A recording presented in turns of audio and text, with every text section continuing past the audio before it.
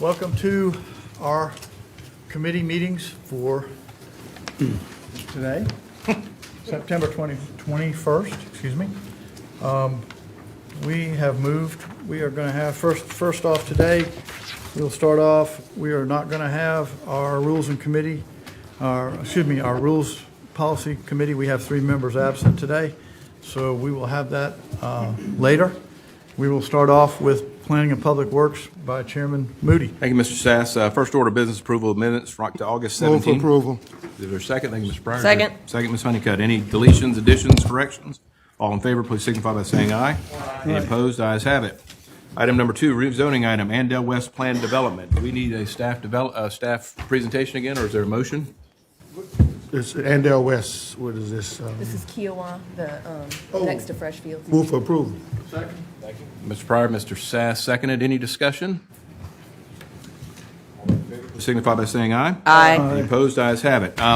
We are going to, for the same reason Chairman Sass moved those other items to next Tuesday, we're going to move items 3 and 4 also to a special Planning and Public Works Commission meeting on Tuesday.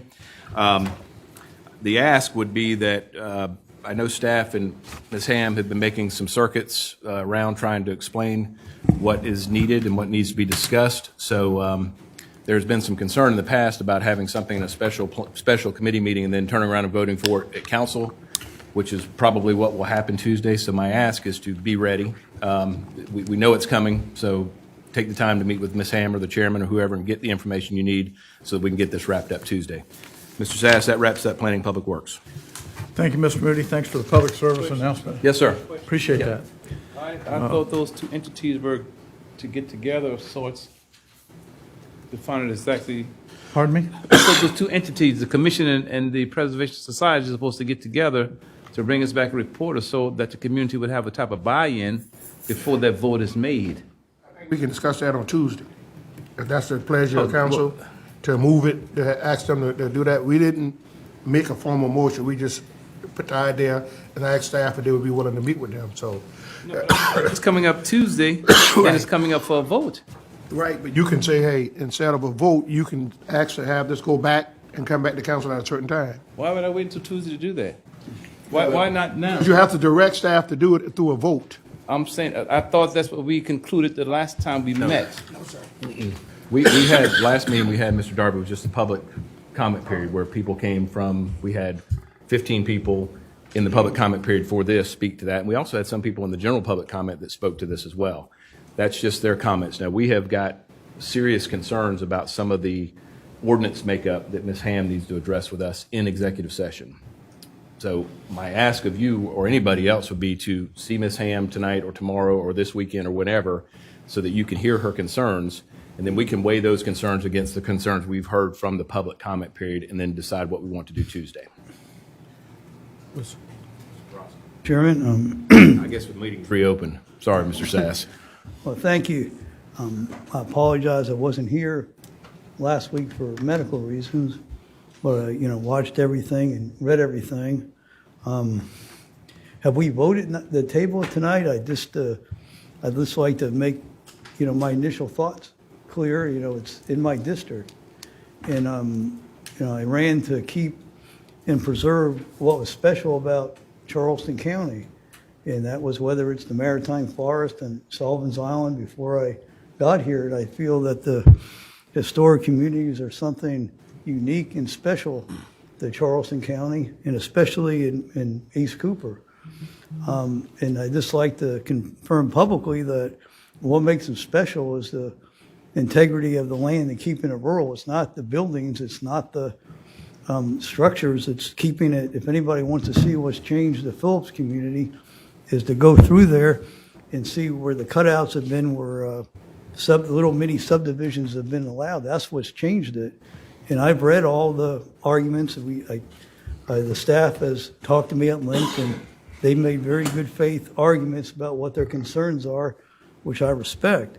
But I also, and it was before I was on here in 2018 that these regulations were drawn up.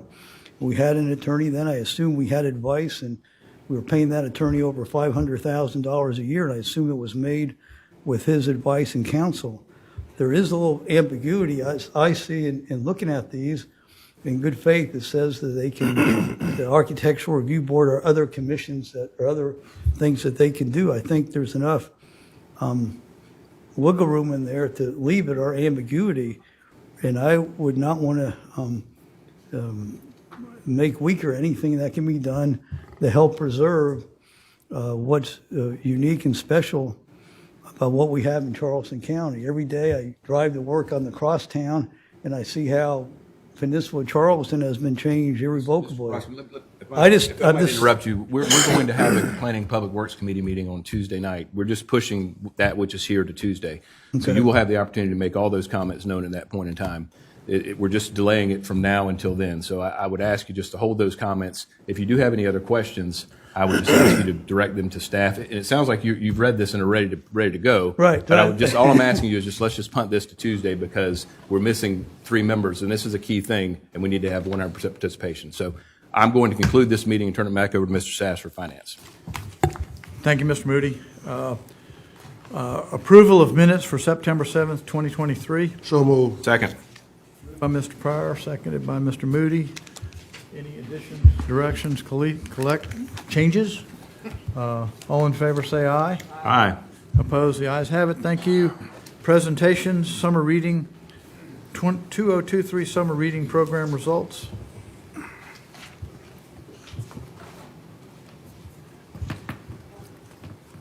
Good evening, Council. Angela Craig, Executive Director of the Charleston County Public Library. Thank you for your time tonight. I'm here to talk about the success of our 2023 summer reading and summer feeding program.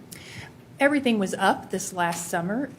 We had summer reading run from May to August 2023. Our children, teen, and adult participation was up resoundingly to 32% overall from last year. We had 15,844 people sign up to participate in summer reading, and we had 12,768 participants actively engage in summer reading. That means checking out books, attending programs, coming to the library, participating in our activities, and it was just a wonderful summer to be had. We had 863 programs total over those months of May, June, July, and August. The bulk of those were with children, 553 programs. We had 105 teen programs and 249 adult programs. And again, attendance was up in all of those areas.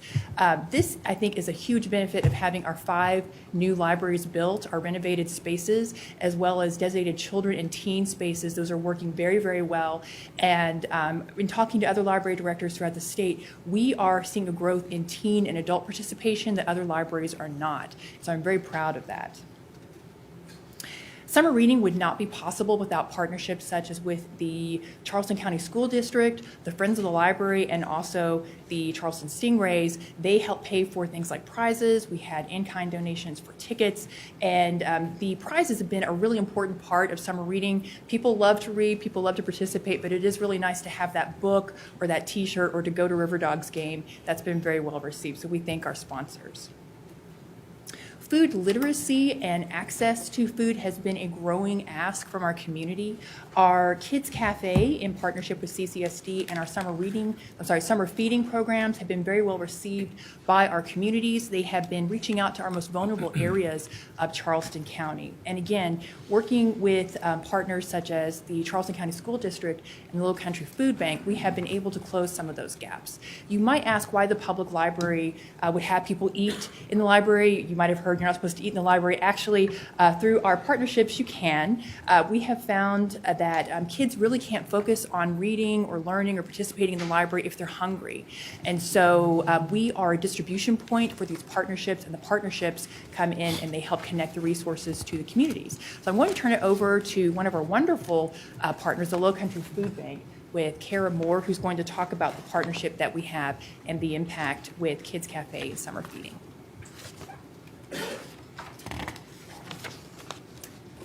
Great. Members of council and our friends from the library, thank you so much for having us here tonight. We have been honored to be a partner with Charleston County Public Library for several years now. Our relationship with them dates back to just before the pandemic, actually. I had to do a little bit of digging. We have been partnering with them to provide meals and snacks for children through their summer enrichment program since the summer of 2019.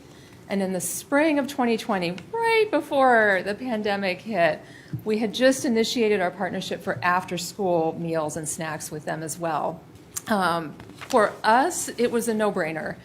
The library has been an exceptional partner in terms of providing a safe and welcoming space for children to come. They're already providing the enrichment activities that are a necessary component of the after-school program and the summer food service program that we operate.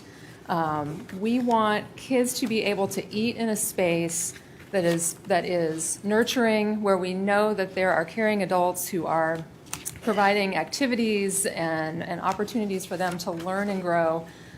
We know that in order for children to be well-read, they have to be well-fed first. So as Angela mentioned, making sure that they have access to enough nourishing food to lead a healthy, active life is really important to us. And the fact that the libraries were so open to bringing those meals and snacks into their spaces because they already had the kids there. The kids knew that that was a safe space to come, whether it was after school, whether it was during school breaks and holidays. Parents are bringing them there for programs, and it's introducing kids and adults to another dimension of the libraries. So we have been able to provide thousands of snacks as well as complete supper meals to kids over the last few years through this partnership. We also were able to, we're a part of helping the libraries to launch their produce fridges a few years ago. We're really excited to help get that off the ground. So not only are they able to provide these meals to kids, but in a number of the branches, they also have these wonderful free and fresh produce refrigerators to help increase access to fresh food, which we know can be both cost prohibitive and sometimes hard to get to for a lot of the neighbors that need it the most. It is a true collaborative impact. I know Angela mentioned CCSD as well. We partner with them on so many different levels, both through the libraries as well as through our school-based initiatives. It really does take a team to make this happen for kids and families that need access to healthy food, and we are really, really happy to be part of that team. I think for us, the libraries just represent the most equitable way to get food out to the people, to our neighbors who need it. So we appreciate that partnership and hope to see it continue to grow and flourish in the years to come.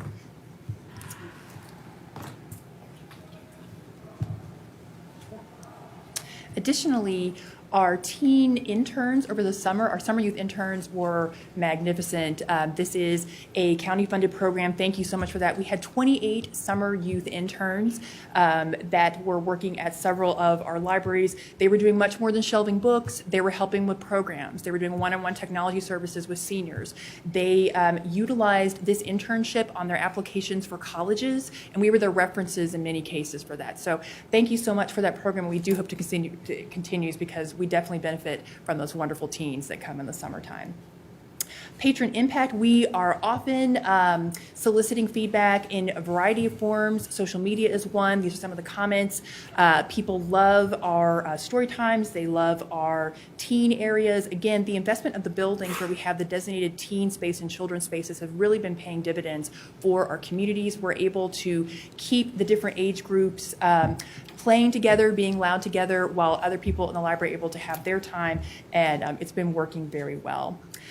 We have changed our early literacy protocol to Every Child Ready to Read. That was also launched in the summertime. It focuses on reading, singing, writing, talking, and playing. So every time a child comes into a CCPL story time, parents and caregivers are learning these skills that they can take as extension activities back into the home through books, through crafts, through resources that they take away from story time, and it's all free.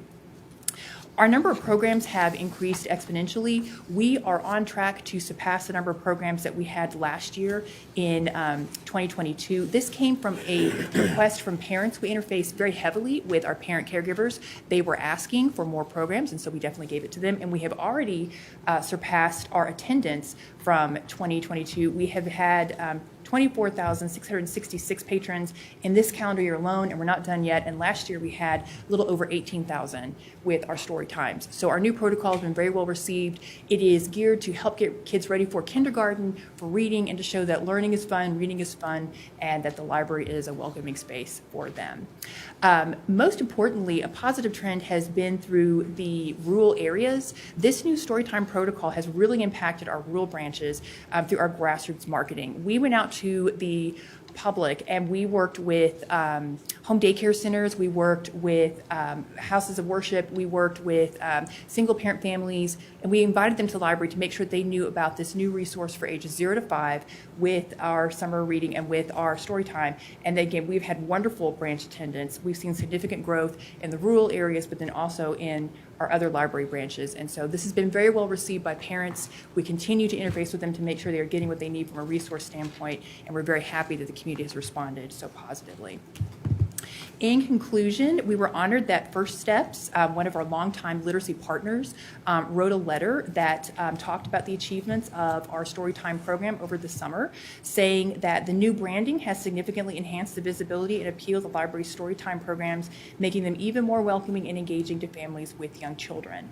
I will say that we are using the Every Child Ready to Be protocol, but we designed all the characters and everything in-house. We have a fabulous marketing team, and we did that working with the community to see what they would like to see, how we can make it more welcoming, and we use that in all of our marketing. And now they know whenever they see any of these fun 4 characters, that is a CCPL story time. They are getting an Every Child Ready to Read a story time, and they're able to take those activities home with them to continue to learn. So thank you for your time, Council. I'm happy to answer any questions, and I appreciate your time tonight. Any questions? Thank you.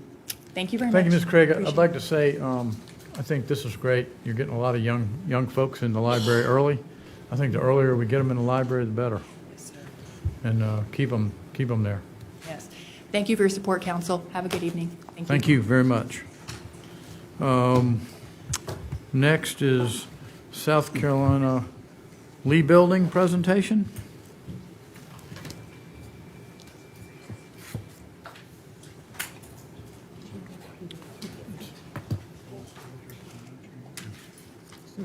Yes.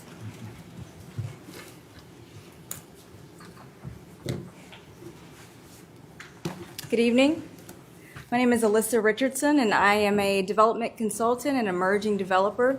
And I'm here to talk to you tonight about a proposal for affordable housing.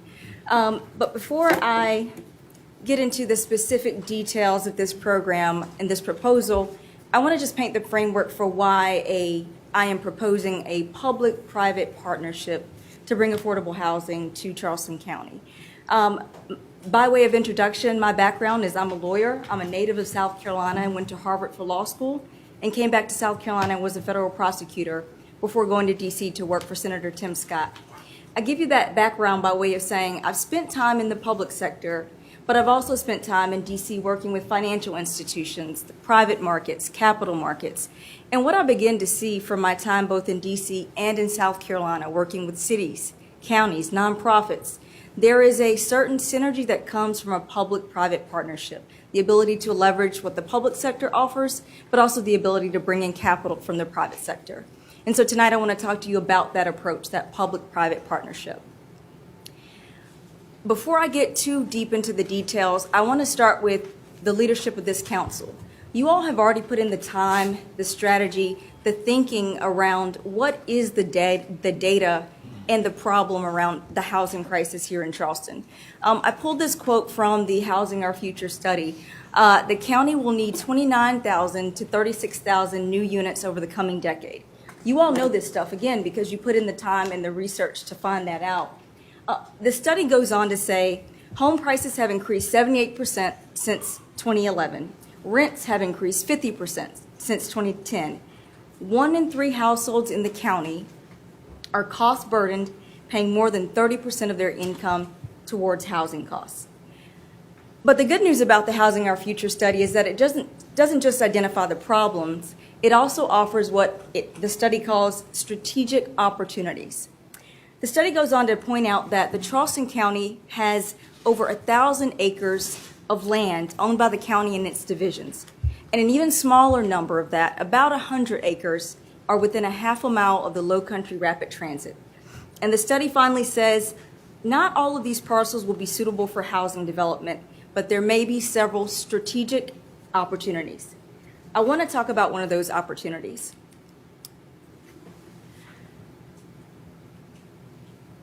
We're looking at a photo of the Low Country Rapid Transit line.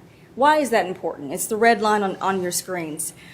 We know that locating affordable housing near transit reduces the two largest expenditures for most households, both housing and transportation costs.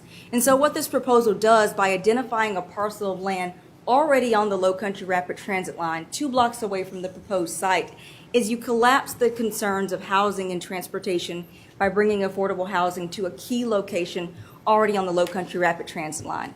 I would also point out, you guys know this location, it's also 2 blocks away from the new social services building. So getting into the details, and you've got schematics, I'll show them on the screen in a second. The proposal is for 113 units of housing. It's a mixed income model. We know that mixed income increases the quality of life, increases the character of that neighborhood.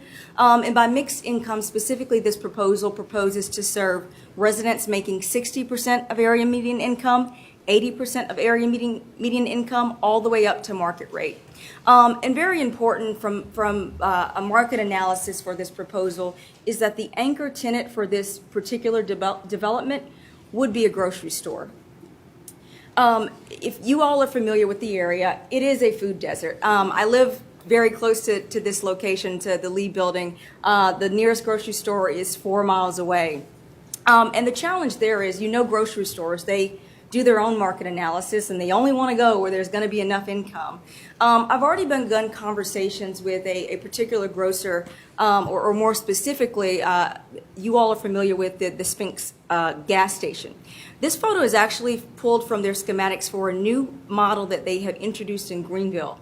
There are no gas station pumps, there's no convenience store. It's simply a market that brings fresh food and vegetables to a given community. We've begun conversations about potentially putting that kind of design in this particular building.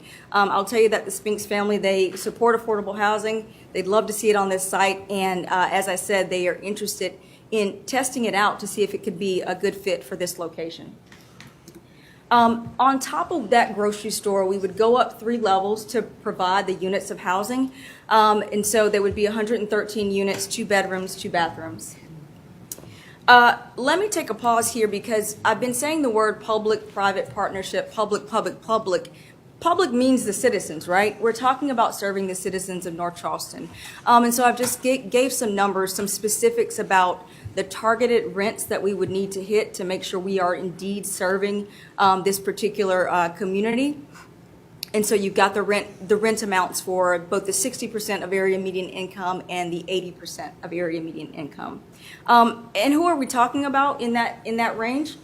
We're talking about firefighters. We're talking about paramedics. We're talking about elementary school teachers. We're talking about administrative assistants, which is what my mom used to be before she retired. This is a schematic of what the design of the building would look like. Right on the front is of course Rivers Avenue, and so you would have the grocery store on that first level. We'd push the parking back to the back. It would be covered parking, about 117 spaces. If you have questions, I can go more in the weeds of parking and the Rivers Avenue zoning overlay. And then on top of that, you would have, as I said, 3 floors of residential housing. And so the way that mixed income housing goes, it's not that the cheaper units are over there and the more expensive units are over here. They're blended together. You don't know who's who. You just know that you have a great space to live in and you've got your neighbors. This is kind of a 3D rendering of the building. If you'll notice, there on the kind of left corner, there's the Carta stop that's still incorporated. I've got a few more things to say about that particular stop, but this is essentially what the design would look like.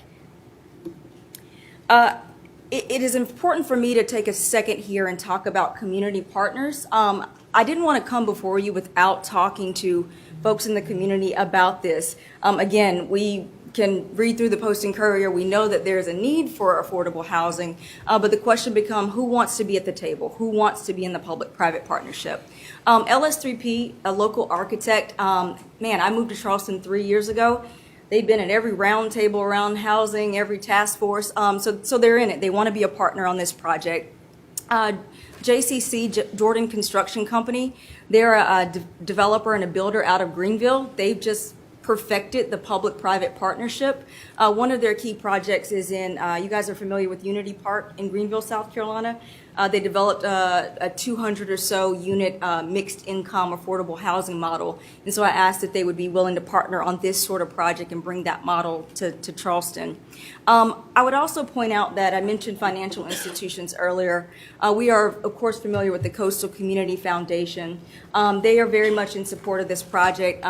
In my initial proposal, I gave you all a letter of support that they authored. I won't reread the letter to you because you have it in your initial package, but the highlight reel is this. They said, I write this letter of support for consideration of proposals to convert 3366 Rivers Ave into a mixed-use project with affordable housing. The letter goes on. They talk about that they've launched a place-based impact investing initiative to support projects with a social impact and return. And they go on and talk about wanting more innovative solutions. Last but not least, obviously this is a building that the county owns, but it sits in North Charleston. I've talked with the team at the city of North Charleston. I also have a letter of support from the mayor, Mayor Summey. He writes similarly, I write to express my support for the consideration of proposals to redevelop 3366 Rivers Ave into a mixed-use project with affordable housing. This site holds tremendous potential for our community. The mayor goes on to talk about the steps that they've already taken to implement a transit-oriented overlay district specifically to encourage this type of density to really get at the housing challenges that we have.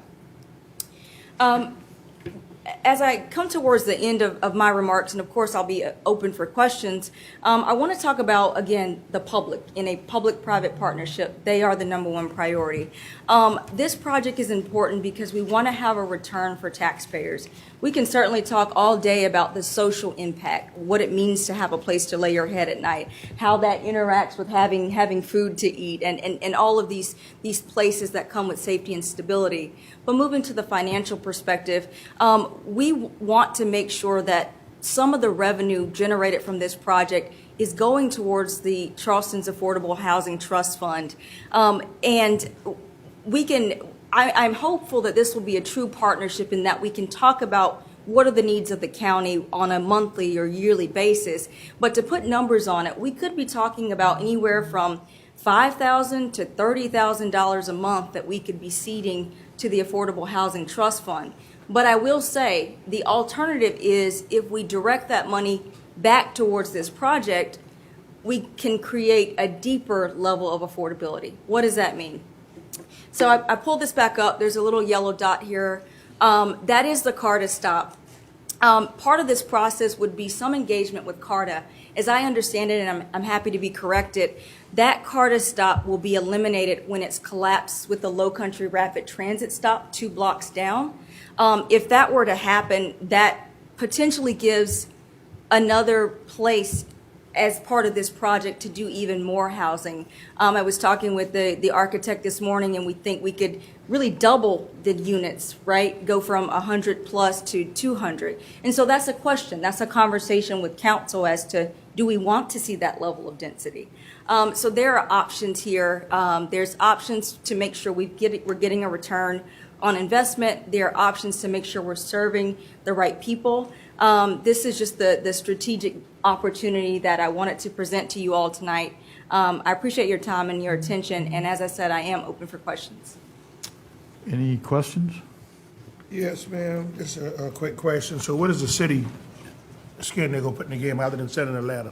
I'm so sorry. What did you What say? is the city, as far as financially, putting in other than just sending a letter, saying we agree with affordable housing? Because this will be happening right in the middle of the city of North Charleston in a poor area that's been neglected for many, many years. So have they said anything about investing funds in this area to assist y'all with this? That's a great question, Councilman. I didn't go so far as to ask them for financing yet, since I don't have access to the building yet. And so I don't know what they would say. I suspect they would be open to it. The good news about affordable housing, and as I mentioned, kind of the financial institutions, there are so many specific pots of money that I'm preaching to the choir. You know that there are pots of money you can tap into when we're talking about affordable housing. So I suspect that North Charleston would be willing to do that, but I have not asked that direct question, Yeah, sir. because for the next 5 years, you can use up to 15% of your accommodation tax money. And so, they're number one in retail sales and Yes, sir. and hotel, motel accommodations. So that would be a great partnership with them if we were to decide, to move in with this, because the county would actually be bearing the biggest brunt of this. Everybody else is just sending letters. Right. And so, I would ask that you go back and, and ask them if they'd be willing to put in a certain amount of their accommodations tax to make this happen if it goes this way. I will have that conversation, sir. Thank you. Mr. Moody? Thank you, Mr. Sass. Ms. Richardson, thank you. Very impressive presentation. My council members will tell you I'm going to ask you about money. Yes, sir. I would like to dig a little bit deeper into the NOI performance that you guys, if you've done anything, I don't know if you have. The partnerships look really good. I like the concept. But the fact of the matter is we've got a $5 million asset, and to the extent this council wants to participate and discount that, I think that's a discussion we're all willing to have. But I'd like to see how the numbers work. Yeah, absolutely. That's something we can continue the conversation on, or to directly answer your question. As I mentioned, it's just an opportunity cost. Do you want more affordable units, or is it a better use to put money to the Housing Trust Fund? Let's say it's the scenario B. Certainly, we work through the numbers in a way that we can make monthly payments or yearly payments to that Housing Trust Fund. And over the course of 10, maybe 11 years, you would have made the $5 million. But again, just the opportunity cost. Is that $5 million you would rather bake into the affordable housing? Okay. And so we can certainly talk through that. My hope is that this conversation will continue so I can talk to all those smart people over there about the specifics of what county council wants to do and needs. Thank you. Thank you, Mr. Chairman. Well, thank you very much. I just have a question. Yes, sir. There's so many people that this would apply to and be eligible. How is the screening process? Who decides? Is it a lottery, or how do they decide who gets these? It's quite truly a lottery. In typically the way that this works, an announcement goes out and the first folks in the door. There are certainly screening processes where you're looking at the income eligibility. By law, if we're saying that you have to have 60% AMI, they would have to disclose what their income is. And so, yes, you've got the lottery piece, but it will be the screening process. Also, we can certainly, if we're trying to serve a certain location, that can be part of it as well. But yes, the screening process. Who are the screeners? Is it the city of North Charleston? No, in this case, it's usually the property management company. You have some, same as when you go get your first apartment, that the folks you're filling out the form with, well, they know to ask, like, oh, okay, you're a firefighter. Do you mind sharing your income? Do you want it? We've got workforce housing available for you. And so it's the same process. That property management company does the screening. So it'd be the private property management company that would do the screening. That's right.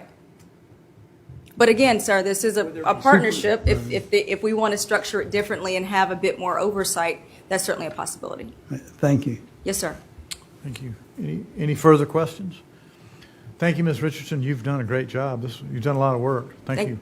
Very, very great presentation. Thank you, sir.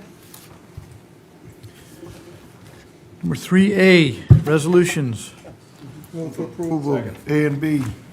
Mr. Pryor, seconded by Mr. Moody. All in favor, say aye. Aye. Opposed? The ayes have it. Thank you very much. Consent agenda. Mr. Chairman? On 4A, lease agreement with the South Carolina Department of Corrections on Bridgeview, can somebody explain them? Is that the property right down there where we fixing to tear down for our? Yes, sir. Okay, so we are gonna be leasing from them, or are they gonna be leasing from us? They are going to be paying us. Oh, that's a good thing. Yes, sir. Move for approval from A through G. I thought you'd like that. A through G. Yes, sir. Thank you, Mr. Second, Pryor. I have a question also. Thank you, Mr. Moody. Go ahead. Thank you, Mr. Smalls. Do we have, and I agree with Mr. Pryor, I like the rental income. Do we have, this is here, is there not room I'm thinking about maybe over the detention center complex. It seems like is this not a compatible mission with the detention center sheriff's complex over there? We term that whole area where we put this as the correction campus. And so I think it's a compatible facility that goes in that area. You know, we have our Azalea complex, all the back shops, and so that whole area is going to be the corrections campus. This group will be going over there? I thought right here. Oh, this group will be going on there. Okay, that's my question. Is there not room over in the security complex area, whatever you just called it? Okay. No, sir, we don't have any room. Thank you. Any further questions? Hearing none, vote for A through G. All in favor, say aye. Aye. Opposed? The ayes have it. Thank you very much. Next item is boards and commissions. I'd like to say that we're going to discuss each one of these. If there's anyone here that wants to get up and introduce yourself, I'll give you 1 minute when each one of these is discussed. I think we have one appointment for accommodations. Move for approval, item 5A. That's one applicant with one position. Moved by Mr. Moody, seconded by Mr. Pryor. All in favor, say aye. Aye. Opposed? The ayes have it. Thank you very much. B, move for approval for the 2 applicants. You got 2 vacancies and 2 applicants. Is there a second? Second. Moved and seconded. 2 applicants. Mr. Pryor and Mr. Moody. All in favor, say, oh, you want to speak? Well, I didn't know if anybody was here for that seat. Do we want to hear from the applicants first before we start voting on these? That would be a good idea. Yeah, we may vote on something that somebody came to speak on, it's already over, so. Is there anyone here for the Business License User Fee Appeals Board? Sir, which one are you here for? Quack box. Okay. So 5B has been moved and seconded. All in favor, say aye. Call the roll. Aye. There's two applicants and 2 spots, right? Yeah. One spot. Oh, sorry, then. 2 spots. 5B, there's 2 Only- and 2, yeah. right? Yes. Okay, thank you. Number 5C, Disabilities and Special Needs Board. Who is, I know Ms. Smith, would y'all come, Ms. Simmons, would y'all come to the podium and say hello, tell us who you are? Thank you. Mr. Chairman, honorable ladies and gentlemen of the council, I'm Kathy Simmons. I've been an attorney for 30 years. I've been a special needs parent for 26 years. I've been a vicarious consumer of DDSN services for 23 years. I've been a vicarious consumer of residential housing for 3 years. Our oldest son is living in not a DDSN home, but in a private residential home up in Somerville. I'm a very hands-on, passionate, energetic person. I'm also hard-headed. This is the second time that I've been before you, and I really appreciate the opportunity to serve our county's most vulnerable population. Among many other things on my resume, which I hope that you have available to you, I started a camp for children with autism, all levels of autism. I recruited the peers, I raised the money, I hired and managed the staff, I ran the camp. And I would relish the opportunity to serve on this board and to help make the decisions that affect the most vulnerable members of our society. Thank you. Thank you. Any others? Yes, sir, come forward. Good evening, Councilman and women. My name is Dr. It's on William Button is on the list. I go by Howard. Okay. And I'll be brief. I'm a Charleston area native, born and raised, and I now moved back here and live here with my wife and kids. I operate a private practice out in West Ashley. I'm a neuropsychologist, and I work across the lifespan with kids, adults, older adults, in a variety of contexts, looking at brain injuries, developmental delay, and that's on Do Not Disturb, but it rang through anyways. My apologies. I work with people at a variety of levels of needs and disabilities. I've worked in this field for about 25 years, and I love to volunteer. I coach youth sports, and I felt my skills, training, and knowledge might be particularly useful on this board. Thank you, sir. Thank you for your time. Is there anyone else that's a candidate for the Disabilities Board? Hearing none, I guess we need to vote. Chairman. We need to put people into play. Yes, sir. I would nominate the 5 incumbents and Miss Catherine Simmons, since this is her second time coming back. Thank you, I'd sir. like to give her an opportunity to serve. Would you tell us which ones those are? Yes, sir. Those are Jillian Barton, Priestley Coker, Jeffrey Grote, James Jackson, and Elizabeth Pilcher. Those are the incumbents. Thank you. And then I think Mr. Pryor added Ms. Simmons as well. Right. Thank you. I'd like to also add Budden. Thank you. I'm sorry, did you hear that one? Mr. Budden, Oh, that's why I was gonna thank you. thank you. Mr. Moody? I'll add Ms. Bliss onto that list as well. Okay. Any further nominations? Except Serber. Do I hear a nominations be closed? Nominations closed. Motion nomination closed. Thank you. Moved by Mr. Moody, seconded by Ms. Honeycutt. So I'll call the roll, and you can give me 6 names for each of you. Mr. Darby, I'm going to give you 2. okay. Ms. Simmons and Dr. Budden. Mrs. Honeycutt, Simmons, Budden, Pilcher, Coker, Grote, and Barton. Barton, 1, 2, 3. Okay. Mr. Kabrowski, I'm gonna give you 2 as well, Dr. Budden and Kathy Simmons. Mr. Moody, Barton, Grote, Pilcher, Bliss, Budden, Simmons. Bliss. Got it? I got it. Let me read that back to Yep. you. Barton, Bliss, Budden, Grote, Pilcher, Simmons? Correct. Okay. Mr. Pryor, Barton, Coker, Grote, Jackson, Pilcher, and Simmons. Mr. Sass, Barton, Budden, Coker, Grote, Pilcher, and Simmons. okay. All right, so I've got 1, 2, 3, 4. 1, 2, 3, 4, 5. 1, 2, 3. 1, 2, 3, 4. 1, 2, 3, 4. 1, 2, 3, 4, 5, 6. Okay, so we've got Simmons, Budden, Barton, Grote, Pilcher, 1, 2, 3, 4, 5, and 6 is Coker. Okay. Thank you. Thank you. These names will be brought forward at the committee meeting next Tuesday. which At the we will- council meeting At the council Tuesday. meeting, excuse me, at the council meeting next Tuesday. Thank you all very much. Next one is Forestry Board. Is there anyone here for the Forestry Board?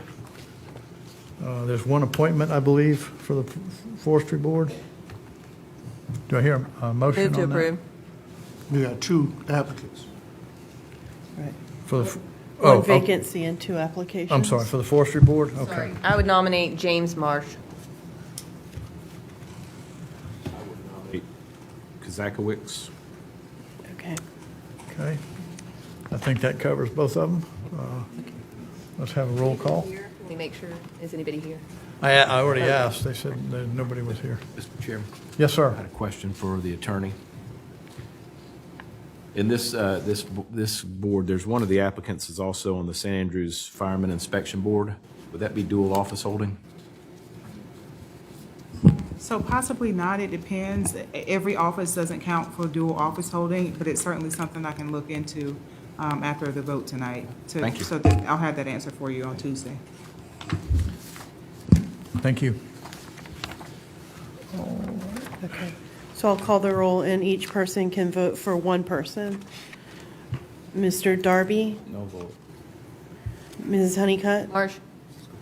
Mr. Kabrowski, Zakowitz. Mr. Moody, Backowitz. Mr. Pryor, March.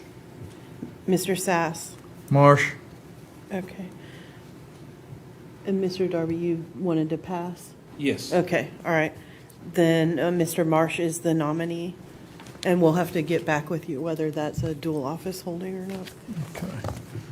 All right, 5E, Housing and Redevelopment Authority, 2 appointments. And how many? 7 And applications. 7 applicants? Yes, sir. Oh, boy. Okay. Do I hear any nominations for applicants? Travis Bedson, please.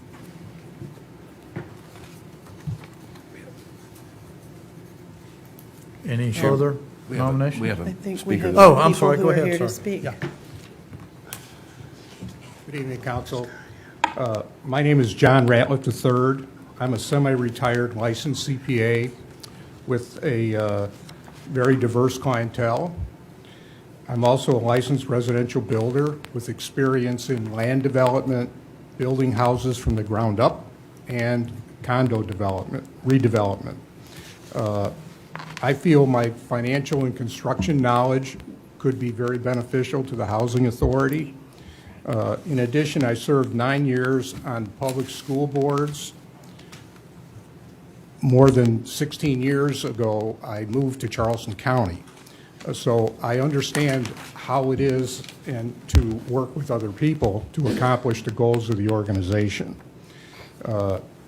I believe people in public housing deserve a good and safe place to live, given the limited financial resources that are available.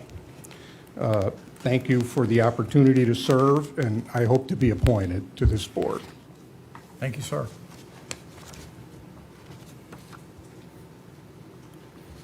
I'm John M. Thomas, Jr. I'm a North Charleston native. I have a master's degree in social science from the Citadel. I have been chairman of the Charleston Center Advisory Board and a member of the Charleston County Board of Trustees of the Library. The housing issue is critical. If we look on the West Coast right now, we can at any time see what may end up in Charleston and other places around the country. The homelessness problem is closely related to the public housing problem. Both essentially need to be addressed the same way. We're trying to find places for people to live that cannot afford the normal market. Now, there's been some turmoil in this organization recently with having gone through 3 executive directors in 2 or 3 years. There's a need for strong leadership to help the organization go forward and do the things necessary to possibly expand the supply of public housing in the area. This is a difficult and arduous sort of work. I've been on the boards of trustees of 2 homeless shelters, and I know exactly what it takes to deal with government, to deal with private actors when trying to expand housing that may not be desirable for everyone in the neighborhood to have next door. It's the not in my backyard phenomenon, and it's going to affect public housing the same way it affects homeless shelters. I've been out of politics for a while, had a bout with cancer, and I recovered and am doing well, and I'm looking forward to putting my energies again toward the benefit of the citizens of Charleston County. Thank you, sir. So no further other applicants for Housing and Redevelopment Authority. Mr. Moody? I would offer Mr. Ratliff. You said Mr. Bedson? Did Ms. Honeycutt nominate Bedson? She did. Okay, I would nominate Mr. Ratliff also. Mr. Pryor? I nominate Keon Rodan. Pardon me? Keon Rodan. Okay, thank you. Any further nominations? Mr. Chairman, I'm going to go ahead and nominate Mr. Thomas as well. Thank you. Okay, so I'll call the roll, and you can give me 2 names. The nominees are Bedson, Ratliff, Rodan, and Thomas. There's one right there. The ones in store. I think there's Is one. it just, Kristen, is it just one vacancy or There's 2? two? There's Okay. 2. that came. Okay. The two that came are Thomas and Ratliff. Thank you. Yes, sir.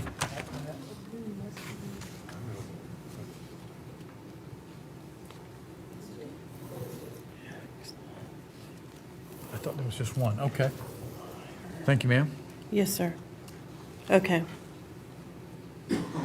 Mr. Darby, Rodan Thomas. Mrs. Honeycutt, Bedson Thomas. Mr. Kabrowski, Thomas and Ratliff. Mr. Moody, Ratliff and Bedson. Mr. Pryor, Rodan and Batson. Mr. Sass, Bedson and Thomas. and Thomas. Okay, then the two nominees are Bedson and Thomas. Thank you. And these names will be brought forward on Tuesday Yes, sir. at our next council meeting. Let's see.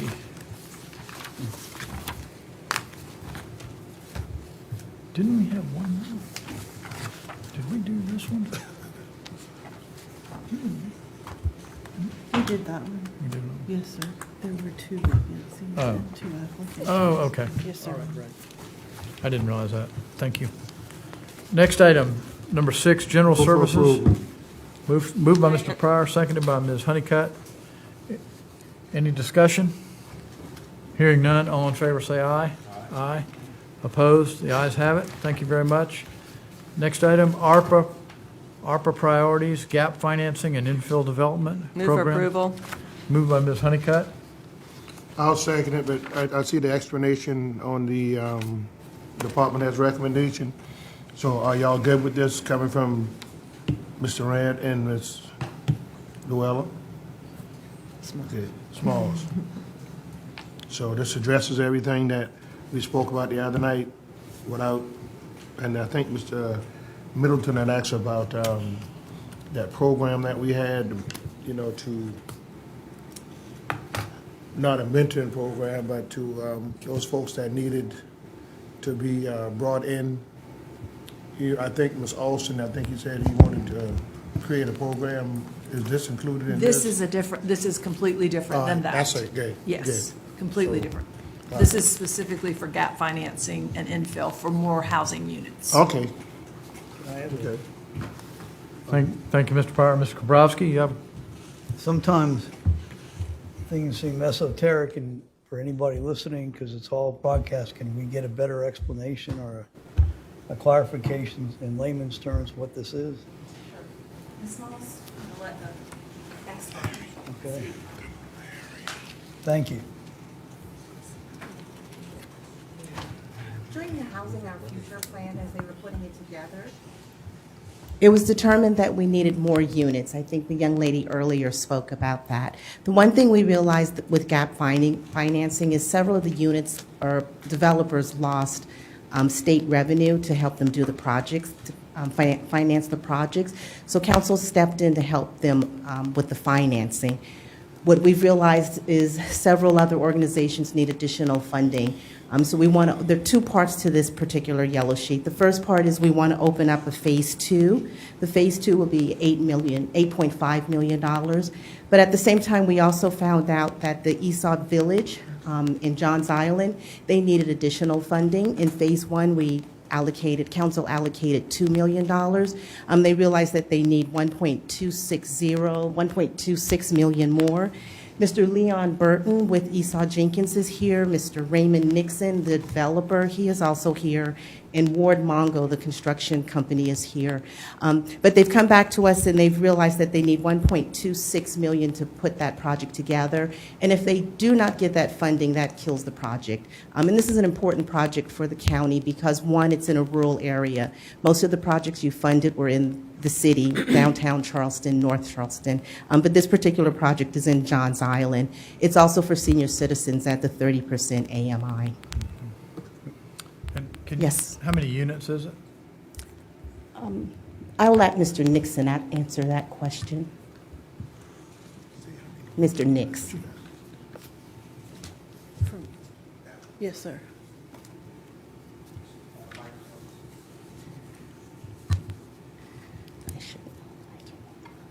Good evening. I'm Ray Nix, founder and president of Nix Development Company. And again, as Ms. Small said, here with Leon Burton and the Ward Mungo construction team. It's 72 units, it's 66 one-bedrooms and 11 two-bedrooms. Thank you, sir. Are there any further questions? Mr. Moody? Oh, Did you need I'm something, Mr. sorry. Pryor? I don't think Pryor was done. You good? I'm going to support this. I have some questions, though, mainly to the nuts and bolts of it, but some pontificating is a frustration with the state of South Carolina cutting. They've washed their hands of this, and that's unfortunate because counties like ours that have resources are then asked to pick up the burden. Are there no other sources of funding out there, federal foundations, anybody else that can help us with this? Because it's, the state said, we're done, go see your county and get the rest of it. That's not fair. Yes. And I'm not going to hold you to it like I do others about grants. I just want to know, what are some other options, and we need to be looking for them. Yes, absolutely. And we certainly are, and we are certainly looking at how to develop revolving loan funds, using the accommodations tax, of course, the SSRC, all the things that we've been talking about. I think some of these projects, though, Mr. Moody, for example, this one, it's against a time crunch. And so if we cannot secure the pro forma and the gap, they will lose other funding by the end of the year. Am I right, Mr. Nix? Correct. It's the tax exempt bond sunset December 31st, 2023. So part of this is the need to expediently shore it up to not lose the entire project. I think, well, I'll leave it there. I understand that. That makes sense, too. I mean, it's just that our ARPA housing money is not going as far as I think it could be because others have just stepped out of the way and said, you just fund it all yourself, which is terrible. From a financing standpoint, whose money goes in first? Part B, while you're thinking about that, I'll give you a second to think about that for a minute. How do we monitor? Are we, and maybe the developer's better at this than we are. Are we doing inspections before we put money in? How does all that work out? So, Mr. Moody, when council approved the round one of gap financing, what I asked you all to allow me to do, which I did, was secure an administrative partner, and we did that with the South Carolina Community Loan Fund. They are adept at, they were originally our Low Country Housing Trust Fund. They became a community development financing institution, and they operate like a bank. So they are our partner in these projects. They are the ones that are working with us on any subordinated soft second mortgages, underwriting, securing all of those pieces.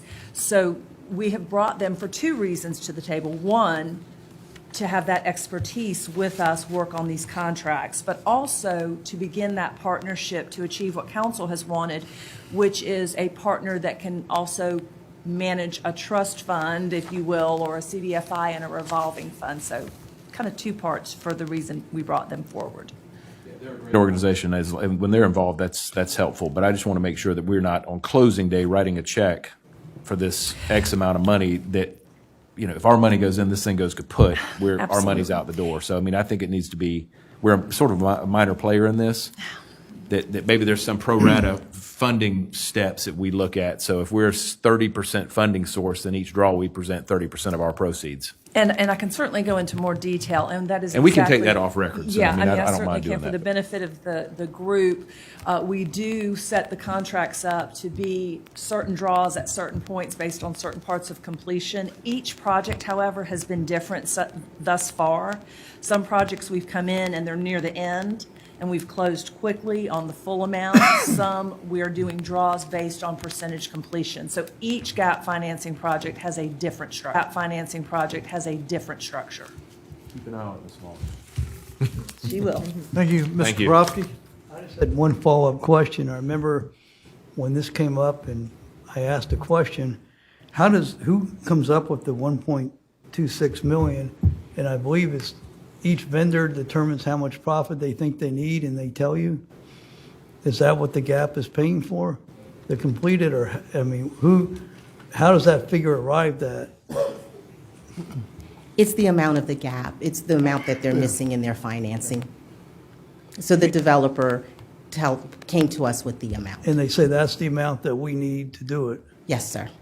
and that comes from them. Is there any scrutiny of that? Wouldn't every vendor come to the county for, other essential services that I need this much money to complete something and ask for it? Sure, and what that I was- would mention mean, is their I'm sure gap that- is larger than what we're asking for. So there were some concessions made by both Sea Island Comprehensive Healthcare as well as the developer and the contractor on the fees. So there is a larger gap, and with the reductions in those, that we have come up to this agreement. So to answer your question, yes, the pro formas are scrutinized, the gaps are evaluated, and that's where the partnership with the loan fund for purposes of allocating the money also comes in. But the amount that is said is needed to complete is by the vendor saying, we need this to be profitable or to do it. In the end, it's determined Get the by receipts, so. those doing the work. Yes, and obviously for us, at the end of the day, how we're measured by the feds is the ability to produce the units. And so that's the end goal, and that's true for all of our allocations when we invest federal money. That the outcome is what we report and measure and track. And that was not germane to these individuals or specific vendors, but that's the reason I voted against it when it came up. And this is, again, thank you for the answer. Thank you, Mr. Pryor. And we must also look at construction costs is going up. Every time the project is delayed, construction cost goes up. The interest rate is going up. So it's going to cost some more to borrow money. It's going to cost the contractor more to borrow money. So that here again, they can't do it at a loss. And so this is what the money actually is based for when we got this money to help them, acquire this. And I think have they opened that new apartment complex at the old Archer School yet? Have they done that yet? It's not been opened yet. But it's It completed. opens, I think, approximately Yeah. April. April, and that's another project that we helped funded that would have never got off the ground if we didn't have the gap financing. And so a lot of time, it's not the developers, or it's not the people, it's the delay. And every time you delay, the cost goes up, and somebody got to pay for that cost. And if the developers is not going to make I wouldn't say a substantial, but a profit, they just can't work at a loss, and that's why, we got this government funding, and I think staff is doing the right thing to put it in the right direction. All right, Mr. Grabowski.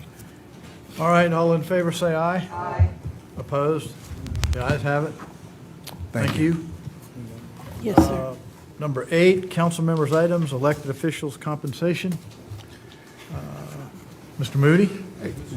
Chairman, thank you. I asked the clerk and chairman to put this on the agenda. It's something we've all been kind of talking about for several years, and we just never seem to, and maybe it's nothing to do, but as we have new people getting elected into positions that have been held by people for a long time, I think there's a general consensus of council that that's a little bit bothersome that, for instance, our clerk of court, Ms. Armstrong, she's got years left, I think, in her, but her salary is, whatever it is, it's public record, but a new person would come in behind her and make the same salary. To me, that just doesn't seem right. So I want to make sure this is not about the person or the party. This is about the positions. This is about our elected positions. And understanding as well that Ms. Ham, I don't think we can take away what a current elected person has. So this is giving council and frankly the taxpayers of Charleston County the opportunity to look at a new elected person when a new person takes office.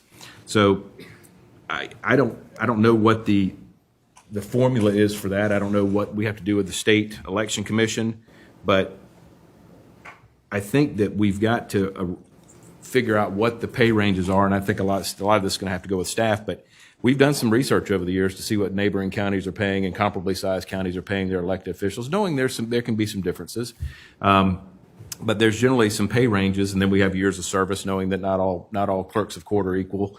But I guess I would probably ask the staff, with the permission of council, to come back with some ideas for this council to consider about how we get control of newly elected positions going forward. And another thing I'd ask that we look at is none of us get cost of living adjustments or middle pay range bumps. I don't think any House members do or Senate members do or anybody does. Our electeds do.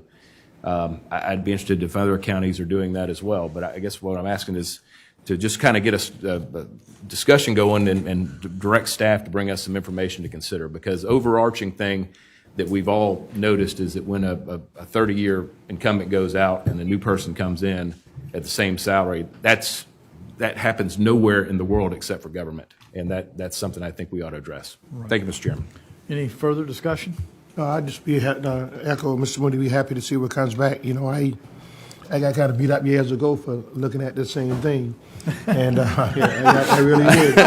Because I felt the same way too. You know, somebody put in 30, 35 years, and then somebody comes off of a new person off of the street and defeats that person, or that person gives up.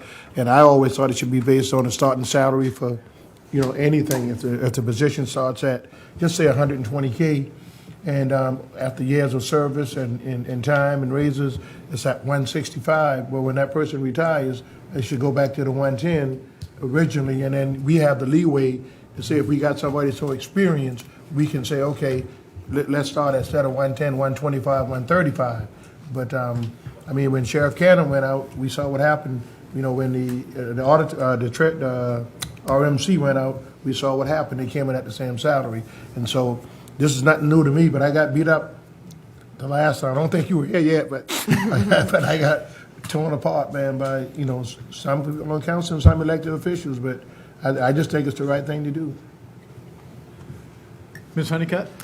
I just want to make clear, this doesn't apply to county council members, that we're not Right.